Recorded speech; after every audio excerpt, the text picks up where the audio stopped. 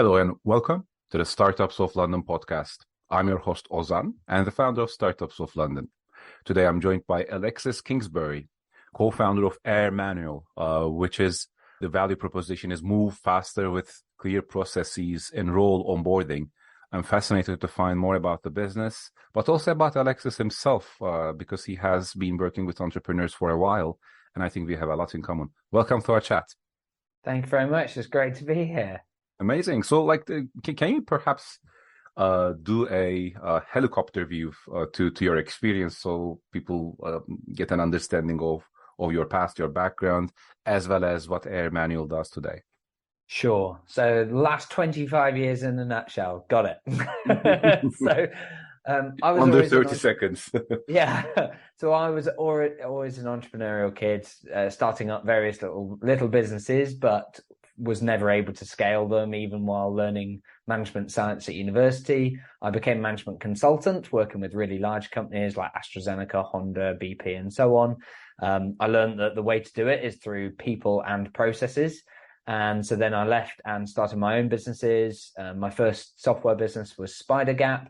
I've now grown that over the years to a team that now has team members in 9 countries across 5 continents, working with over 550 organizations around the world, including well-known brands like PwC and 3M and Swarovski. And then because of our experience of building our own businesses and realizing that setting up your people and processes is actually really hard, and particularly the process component, it's really common to end up with processes that are out of date or just hard to delegate. We created AirManual then at the end, or started creating AirManual at the end of 2020 to solve that problem. And now we've been working with around 50 organizations to help them to document their processes and onboarding as simple interactive checklists, and as a result move faster as a business with less stress. Can you walk us through your thinking process when you're about to start a new business, or perhaps as a shadow of that question, how do you shoot down ideas? How do you saying no and saying no to yourself perhaps with some ideas is a big part of it as well, I believe. So what's your experience with that? Yeah, so I completely agree. And throughout our journey, there's been various ideas at either a really high level business idea, like in the early days before we created SpiderGap, there were probably 12 to 15 other businesses that we considered, in some cases bought domain names for, and then decided not to do. But then of course you've kind of got decisions within the product and the business. So for example, SpiderGap started out as a more broad survey tool for, at the time we wanted to use it for gap analysis. Basically, if your business is at A and you want to get to B, identify where are the gaps and how do you get there. But when things weren't going as we were hoping, we spoke to customers and got loads of input, and identified actually that the most people that were using it for the intended purpose didn't value it that much. Whereas the people who are using it for 360-degree feedback to support employees with their development, going from where they are now to where they want to be, were getting loads of value. In fact, they felt that we weren't charging enough. And so as a result, we pivoted, and SpiderGap became basically the world's best rated 360 feedback tool. We built it in that way, based on that customer feedback and that iteration. So I think absolutely you're right that you need to be saying no to lots of different things. And in fact, I'd say a lot of my entrepreneurial journey has been learning that message over and over and over. Because there's always a temptation to go wider with your target audience, or wider with your product offering, or wider with your marketing channels and lead magnets and all these sorts of things. And often the reverse is what gets you the really good results. Do you think it's possible to move the world, nudge the society in a positive direction through startups? 100%. I think that entrepreneurs and through startup businesses and growing businesses have the capacity to have an incredible impact in the world. It's one of the reasons why I love working in this industry of helping entrepreneurs and businesses to grow, is because people rarely go into business thinking, oh, I just want to make some money, I don't care what it is. And frankly, those people rarely succeed. The businesses that truly do well have some passion at the heart of them, a bigger why that as a result attracts people, both in the form of customers and employees and so on. And so I think, when you are tapping into that greater purpose, you're helping achieve some amazing things in the world. Like many of our customers work in things like solar construction and installation, or energy analysis, and those are businesses that are relatively new in the scheme of things, and of course have come as a result of climate change and the need for the world to change its approach. And so I love the fact that we get to work with people who are doing that. But I suppose in my small way, I'm doing the same. Like even through Spider Gap, we're helping businesses fundamentally change their approach to developing employees, which I'm really passionate about. I think that personal development is a big part of personal happiness and growth. And so I think that's important that you support that across your organization. With AirManual, we're passionate about reducing the stress in the business and freeing up time for business owners, because they say that running a business is a marathon, not a sprint. I think in reality, it's a series of back-to-back ultra marathons or Spartan challenges, as we've seen before. And the temptation as an entrepreneur is to think, oh, success is just around the corner. And that's not true. You never reach one major success and your job is done. And so as a result, I love the fact that we're helping people to achieve the amazing, I often describe it as, we're helping the business leaders to free up their time and reduce the stress to create space so that they can have a greater impact. Because ultimately, that's what we want. We want them to achieve the amazing things, as you say.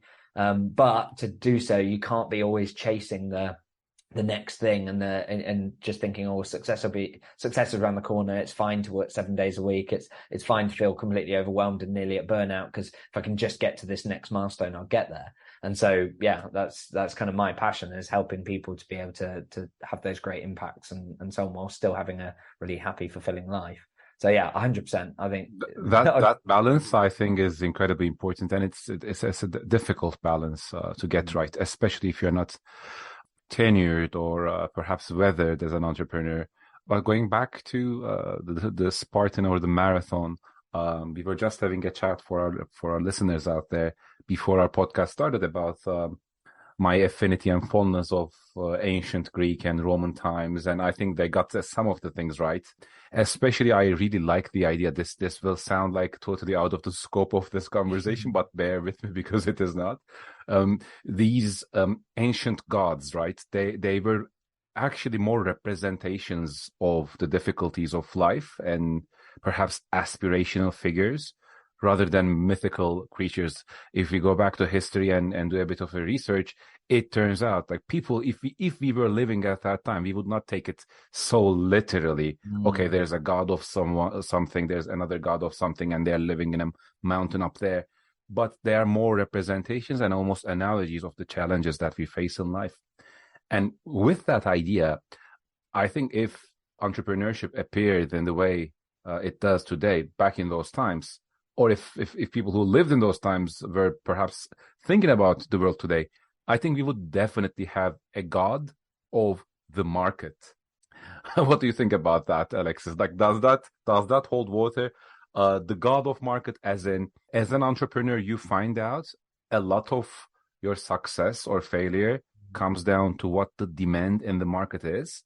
And I think perhaps this question is like a counter thesis to the previous question I asked, which is, do you think startups can create a certain amount of value? I say yes to that question with all my heart as well. But at the same time, now as a more weathered entrepreneur, I see if there is no market demand, even if you are trying to create a force for good and like nudge the society in a positive way, it is incredibly difficult to get things off the ground. So the god of the market kind of rules us all in a way. But I cannot reconcile those two things. So I would love to hear your thoughts on that. Yeah, so I think that the market is absolutely key, and the way that you described, I think, is excellent. I think so many entrepreneurs have tried and failed to create businesses that essentially produce something that the market isn't seeking, isn't wanting, isn't needing, isn't valuing. And yet in that entrepreneur's head and heart, they're like, oh, but this is what I want to do. And I think the solution for that is comes back to that why and that purpose. It's that if your entrepreneurial purpose and passion is, oh, I want to go and sell, let's say it's micro weather vanes in people's gardens that harness the wind and turn it into electricity for your home. It's like, well, a better passion or purpose would focus on the outcome rather than the specific product idea that you've got. Because the problem is that when you if your passion, if your whole purpose and raison d'etre in life is to fill everyone's front gardens with micro weather vanes that power their house, if you find that the market really, really, really doesn't want that, then you're going to have a really hard time. Whereas if you set your purpose and your why as being, I want to help individual homes become self-sufficient in energy terms and produce essentially sort of net zero in terms of their use of energy, that becomes something that there is desire for both globally, but individual households would be passionate about that. And it then opens up room for creativity. It allows the entrepreneur to then say, okay, what's the best way in which I think I can help offer that? And if they initially come up with micro weather vanes and they get pushback, they don't stop. It's not like, oh, well, no one wants that, therefore I can do nothing. Instead, they can say, well, why is that? Oh, it's because people don't want their front gardens to have a load of stuff on them. Therefore, what if I could mount it to the house? What if I could put it on the roof? What if I could, what don't they care about? What if it went on the fence? What if actually it is in the front garden, but it looks good, and therefore that it might it gives you freedom for that creativity to then, as you might describe, satiate the demand of the god of the market, whilst still providing that a sacrifice for it. Sorry, a sacrifice. Yeah, exactly. Yeah, but to some extent, yeah, you do need to be willing to sacrifice your product ideas to the god of the market, because if you hold on to them too tightly, like if we had held on to our initial plan for Spider Gap too tightly, we'd never have been able to grow it to 7 figures. It would just, there wasn't enough demand. People didn't value it enough. We wouldn't have had the retention, the ability to charge enough, and so on. It would have been just really, really painful. We had to be willing to let go of the big idea. And when you do, and when you then use customer input and that kind of greater need to drive what you develop, then that's the key to success. I think that's pretty accurate. It almost reminds me of this cliche, but again, perhaps correct saying, love the problem, not the solution as an entrepreneur. Because if you love the solution, you obsess over it, and then you kind of become myopic in terms of whether it's the best solution out there. You don't know that. If you love the problem itself, then you are solution agnostic, right? You can basically shift your way around the market in a way where you can play with different solutions until it satisfies the god of the market in that sense. But I would like to understand your perspective from AirManual.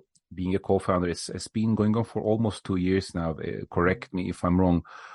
What was the core problem that you were trying to solve that you thought was not already addressed in the market, given there is some competition in this space? And bear in mind, I don't know it as well as you do, but I know of things like Notion, Airtable, for example, or like a slew of other solutions that have become a part of this co-working, remote working, have been accelerated by this.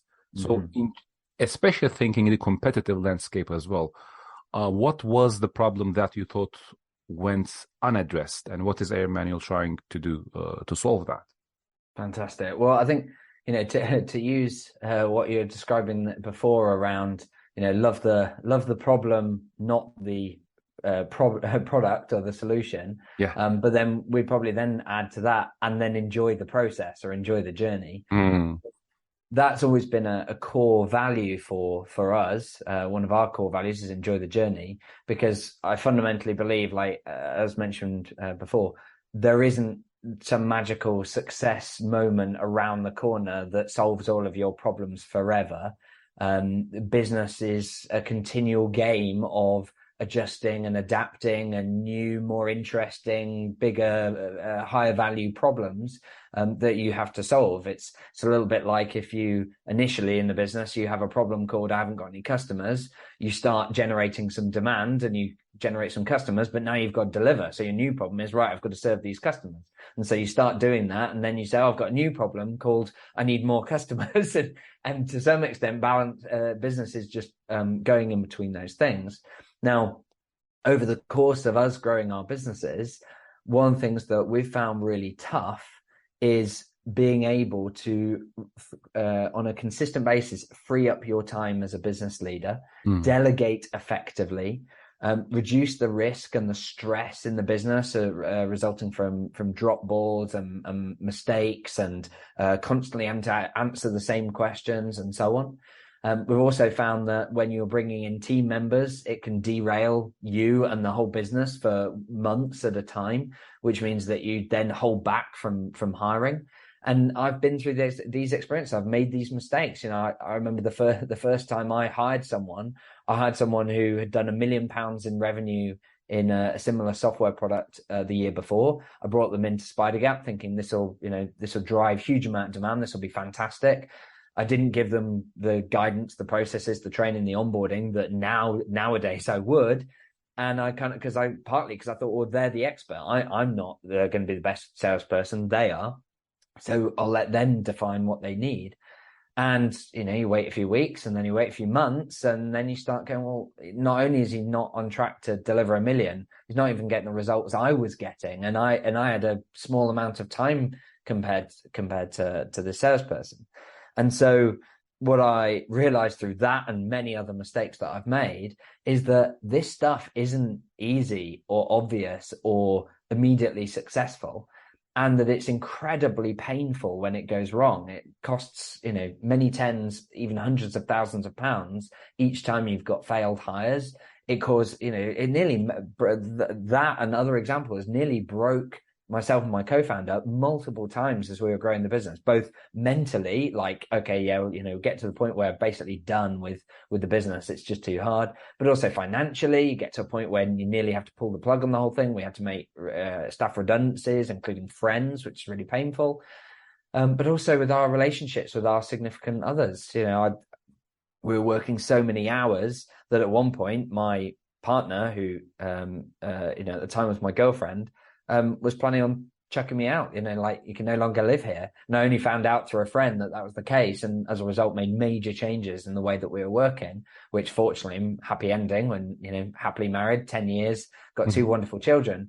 But I see those problems in so many businesses. Majority of business owners are stuck working in their business rather than on it. The majority of business owners struggle to hire and onboard people without it taking up significant amounts of time and taking a really long time to get people up to speed. The majority of business owners. Let me stop you there for a second. I think because you said something really insightful when you say working in the business rather than on the business. Can you expand on that for us? Yeah, so most business owners, like the vast majority of their time, sometimes all of their time, is doing the doing. It's, you know, having the sales conversations, doing the follow-up, sending the invoices, chasing the payments, submitting the annual accounts, doing the recruitment, training the new employees, like the long list of stuff that you have to do in a business. That's what they spend their time working in the business doing. Whereas as the business leader, you need to be putting a significant amount of time into working on the business, which is the strategic and critical thinking where you're looking at it as more a business owner or investor rather than an operator within the business. And that might be looking for new strategic partnerships. It might be looking for new marketing channels that can work for you. It might be looking at the financials and working out that there are particular segments of your customer base that are not profitable, and as a result, you'd be better dropping.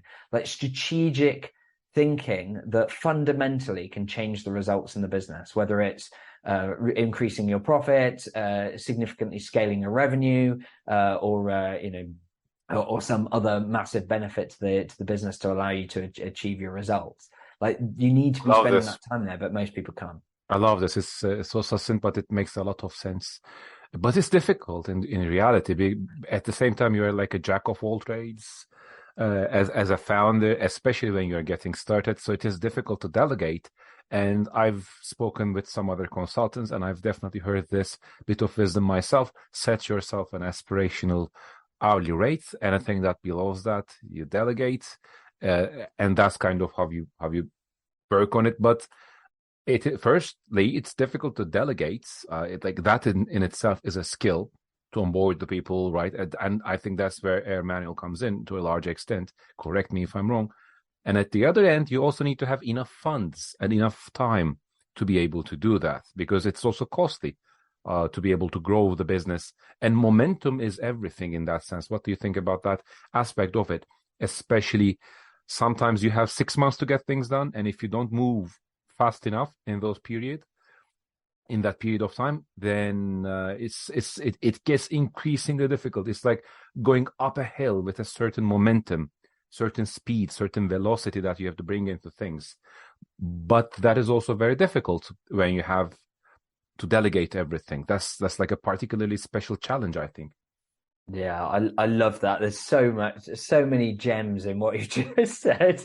I'm excited to operate on all of them, but I'm conscious of time. So if I go back to the very start of that point in that question, which is around delegation is hard. And particularly if I pick up on your point around in the early stages as an entrepreneur, where like it is just you and a founder, you do need to be a jack of all trades. And I think this is where the problem starts, is because as a business leader, and working, or even when you're working on the business, what you're trying to do is identify a new thing that works, a marketing channel, a strategic partnership, a new product, whatever it is, right? Or, if right at the start of the beginning, what's the target market? Who's the audience you're working with? What's the product? And so you have to do stuff that doesn't scale. You have to try different things and iterate really quickly. And then that is not the time to delegate. That is the time to be trying the different things. The problem is that when it starts to work and it's a sliding scale, it's not like one day it's not and one day it is. It's like you don't know quite when it is. Like, let's say that you're having sales conversations. Over time, as you iterate, you start to find that some of them seem to be going slightly better, and then better still, and then maybe one of them from 2 weeks ago converts and you're like, oh, well, that worked well. And so like, it's not a sudden moment. And so as you work out what works, you need to get to a point where you go, right, I now have worked out that this is how I sell this product, for example. I now need to delegate. I now need to systemize that and hand that over. And doing that is not a necessarily easy thing. It was one of my biggest weaknesses, was doing that. I was an absolute control freak. When I did try and document stuff, I put way too much detail. When I then handed it over, I expected the person just be able to follow the guidance and get the results. I didn't set up any management of the people and the processes. So then they would go out of date and it would go stale, and you end up with a mix of various documents all over the place, which is what most businesses have. Most businesses have got Word documents, PowerPoint stuff, Notion, Asana, all this kind of stuff, and it's a patchwork. It doesn't meet the needs of being able to make the business easy to run. And so I think that's the fundamental problem, is that as an entrepreneur, you do need to be able to switch from work out what works, then systemize it and pass it over, which frees up time so that you can then spend more time on the business, finding out what works so that you can then systemize and pass that on, and so on, and repeat that cycle. But it isn't necessarily simple. And it's why, I essentially run a weekly webinar on like this topic, how to free up 15 hours a week and remove the constant stress of running the business. And that entire session is basically a masterclass in how do you do this, because it isn't something we're all born with. It isn't something that's easy. And even myself as a management consultant who was helping large businesses to document their processes and so on, the skills I built up there, which were awesome skills, I found insufficient to then help me in my business to truly reduce the dependence on me. But the good news is that I was able to make those shifts, and as a result, this year I took a 6-week road trip with my family where I didn't need to work during that period because I've been able to extract myself from the business. So it is possible, but it's not. Well done on that, for like that discipline as well, because it's just like a notification that wants to be checked when you go on a trip for that amount of time when you have a running business. And I definitely cannot say I am as good as you in that regard, because when I go on holidays, as I became an entrepreneur, what holiday meant, the meaning and the feeling of an holiday has thoroughly changed for me. Because when I was an employee, and this was like 7 years ago, I used to like take my leave and then shut everything down, and I would enjoy the moment. It was a holiday from my daily life as well, in a way.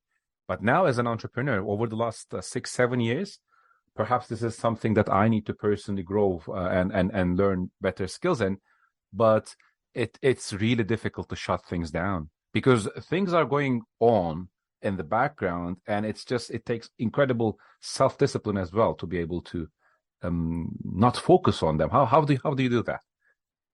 Yeah, so I think the good news is that it is a skill set that anyone can develop. I think that it's like time management or things, things of that nature. We're not all born instantly able to do all this stuff brilliantly and be masters at it, but we can all learn it.